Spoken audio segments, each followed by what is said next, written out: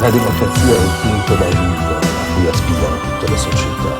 Eu combatia um tipo de arquitetura que não exprimia o concreto armado. Pelé, como é que é viver aqui em Nova York, essa cidade que te asfixia um pouco, né? Now I'm only depressed a certain amount of time, you know. L'orgasmo è l'orgasmo di tutto il procedimento rituale teatrale. Não é que não seja bom industrializar, tem que industrializar, mas é que a vida não se resume ao crescimento econômico e à industrialização. La creatività è una sintesi tra fantasia e concretezza. Às vezes esmorece, mas é uma coisa que eu não consigo fazer esmorecer, porque eu tenho uma fé inabalável nesse país.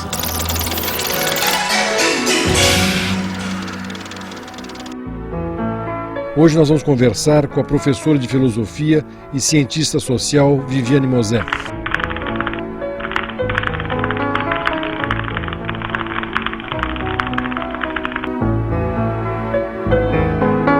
A capixaba Viviane Mosé é mestre em filosofia e ciências sociais. Versátil, Viviane é professora, promove palestras, apresenta programas de rádio e TV, escreveu diálogos para o cinema e é autora de livros de filosofia, comportamento e poesia. A minha conversa com Viviane Mosé foi no Copacabana Palace, no Rio de Janeiro, e começamos nossa conversa falando sobre a sua história.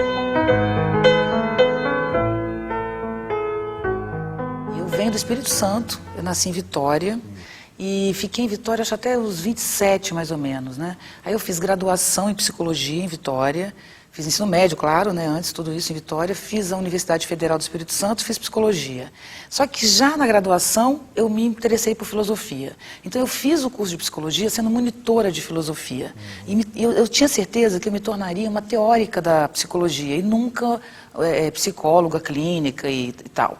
Aí quando termino a graduação, eu sempre me interessei por cultura, sempre escrevi poemas. Então eu levava uma vida meio paralela, fazia um pouco de teatro, né? Tinha esse trabalho, mas bem amador. Mas em casa você tinha algum estímulo para isso ou você mesmo?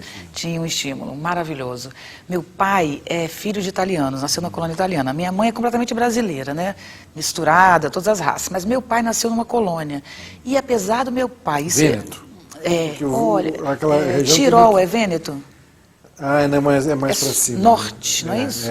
Eu não entendo muito bem. Eu sei que é Tirol, a cidade do meu bisavô. Quase Áustria ali. Quase Áustria. Ele se dizia austríaco. Deve ter sido já austríaco. Não, ele dizia que ele era austríaco. Ele falava que não era italiano. Mas enfim. Ali já foi várias. Foi, né? Então, e o meu pai, apesar de uma família muito simples de camponeses, meu pai era apaixonado pelo conhecimento. Então, meu pai era aquela pessoa que comprava em banca de revista, desde Tchaikovsky, Beethoven, aquelas coleções, sabe? E ele comprava, tipo, coleção do Jorge Amado, e ele incentivava a gente à leitura. Então, o nosso almoço em casa era sempre uma conversa sobre algum tema intelectual. Que bacana. E ele fez o primeiro e o segundo grau, né? Quer dizer, o ensino médio, o ensino fundamental, hoje é o nome, ele fez em supletivo. Em 2 anos ele fez ensino médio fundamental. Depois meu pai se tornou professor de cursinho para vestibular. Só tendo feito... Ele é um apaixonado até hoje. Então, eu acho que eu estudei o que eu estudei, porque na verdade eu estudei minha vida inteira, né? Eu saí de um curso para outro, para agradá-lo. Mas já é uma boa... Poxa, que alegria poder agradá-lo. Ele me deu um presente. E você vê como você é bem resolvida, porque até dizer isso, né? Mostra que você é muito bem resolvida. Mas eu fiz para agradá-lo. Sou fã do meu pai, ele fez esse bem pra gente, né? Incentivar a leitura. Meu filho ouça isso. Mas com certeza teu filho tem muito orgulho. Mas enfim, eu terminei então a graduação e fiquei com um grupo de teatro trabalhava na Secretaria de Cultura, trabalhei no governo na época, na Secretaria de Cultura, municipal, estadual e tal. E aí vim para o Rio fazer mestrado. Fiz em filosofia? Em filosofia. Aí fiz aqui o mestrado e doutorado. Antes um pouco do mestrado, na verdade, eu fiz especialização em políticas públicas, porque eu sempre gostei de política e sempre gostei de estudar. Como não tinha mestrado em filosofia, fiz políticas públicas.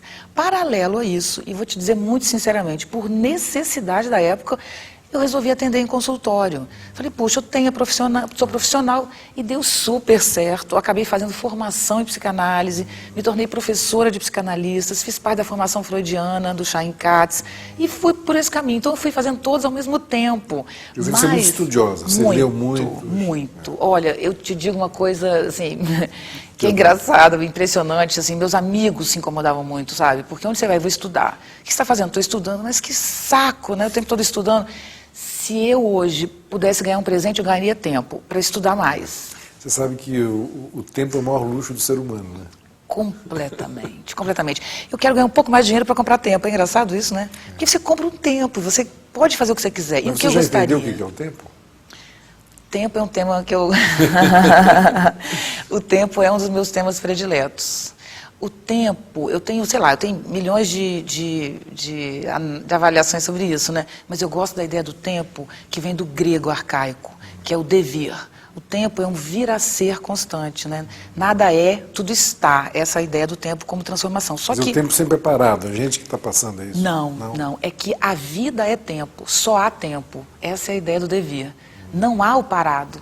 Então, por exemplo, a gente tem a ilusão de que a gente está aqui parado, mas é porque a nossa percepção não acompanha a mudança que é lenta. Se você tivesse uma visão especial, você me veria nesse momento mudando, envelhecendo, por exemplo. Mas a gente não tem percepção para isso. Mas o fato é que nada é fixo. Então, a vida são fluxos de transformação, de devir, de vir a ser, que se encontram com outros fluxos e se compõem, dando formas provisórias, né? Então, na verdade, a vida é um milagre. É um belíssimo milagre, porque se a vida é devir e transformação, a sua trajetória como forma, que é nascer e um dia morrer, é como se fosse no céu uma estrela cadente, sabe? Quer dizer, ao mesmo lado, uma inquietação, porque a gente sabe que vai morrer.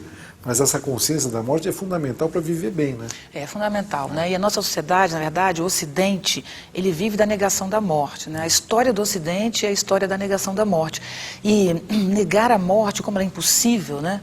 De todas as maneiras, porque até mesmo se a ciência fosse capaz de conseguir esse fenômeno, os homens viveriam e o mundo se transforma. Então, como combinar, por exemplo, uma superpopulação?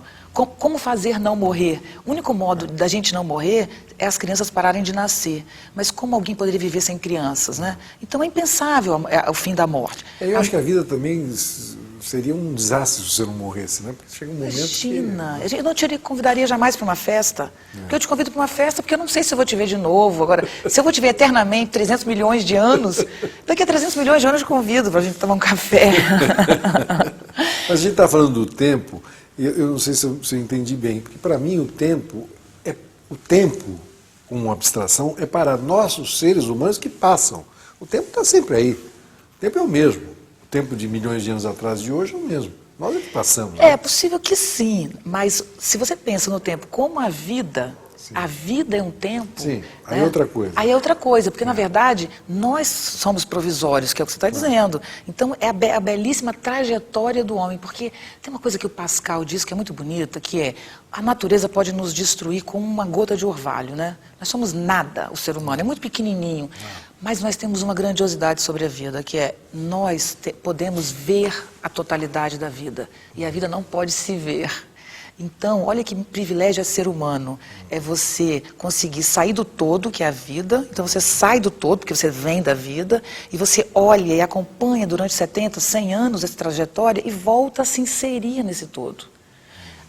Uma ideia muito bonita sobre isso que eu gosto é como se a consciência do homem fosse uma grande transformação, evolução, se é que a gente pode dizer isso, mas de transformação, o máximo que a natureza foi, né?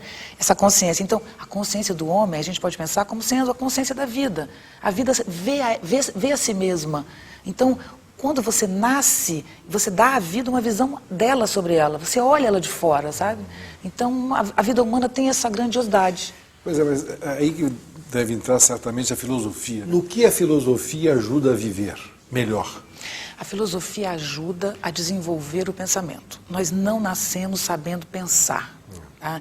O pensamento, é claro que eu estou passando uma perspectiva minha, cada filósofo pensa de uma maneira, eu estou usando os autores que eu gosto, Nietzsche especialmente, e outros autores próximos do Nietzsche. Mas assim, se o homem é dominado pela natureza, por exemplo, eu sou dominada pelos meus instintos, a minha agressividade, o desejo sexual, o instinto animal do ser humano. Exatamente. Então, esse instinto me liga a uma relação de escravidão com a natureza.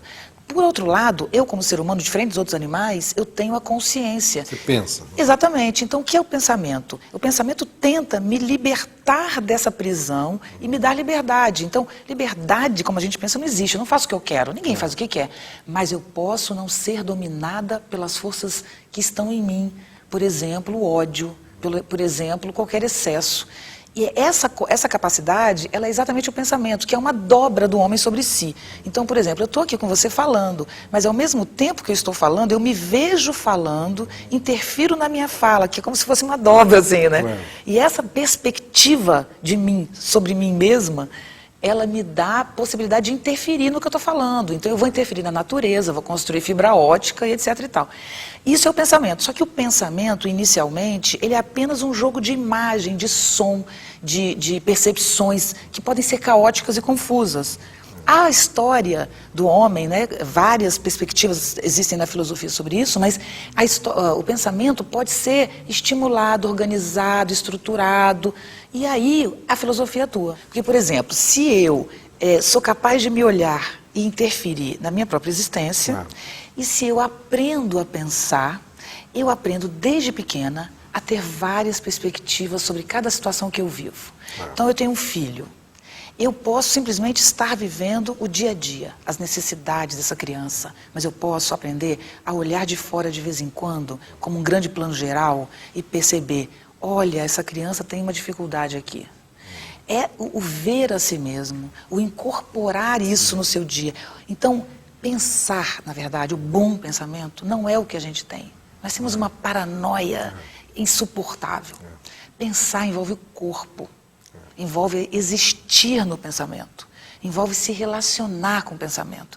Então, esse pensamento vivo, ele está presente, por exemplo, numa senhora na beira do rio no Acre, e às vezes não está em mim. Outro dia eu vi uma exposição de um pintor chinês, muito bonito, ele acabou de morrer, ele tinha 90 e poucos anos. E ele fala uma coisa, porque em todos os quadros ele botava uma frase embaixo, né? Então ele fala sobre um rio que ele teria ido quando ele era criança, que ele olhava aquele rio, e ele voltou muitos anos depois, já velhinho, no mesmo rio, estava igual, aquela ponte igual, né? Então volta ao tempo também, né? Exato. Aquilo que se manteve e ele já velho, né? Se terminando, né? Quer dizer, e o pensamento, né? Na verdade, você saber tirar do pensamento o melhor para a vida. Né? E isso é a base do pensamento, essa tua reflexão, porque ele volta, é a memória, quero dizer, alguma coisa está. Aquele ponto da memória onde você viveu com 5, 6 anos de idade, ele é um ponto de referência para a sua existência. Porque, na verdade, isso é uma coisa meio difícil de dizer, mas, na verdade, as coisas são... Como está tudo em transformação, a gente vive um caos ao redor. Né? As coisas são tudo se transforma o tempo inteiro. Então, nós precisamos de alguns pontos fixos. Então, que felicidade voltar àquela ponte, né? Porque ela te devolve. Ela diz a você quem você é. Você está falando me remeteu a uma outra coisa. Hoje é um excesso de informação, um excesso de velocidade de tudo, né? Vamos voltar para quem criou a filosofia, que foram os gregos, né, lá atrás. Né? Aquele era um mundo muito devagar, né? Então as pessoas tinham muito mais tempo para esse pensamento, né? Sim. A formação da consciência devia ser muito diferente, né?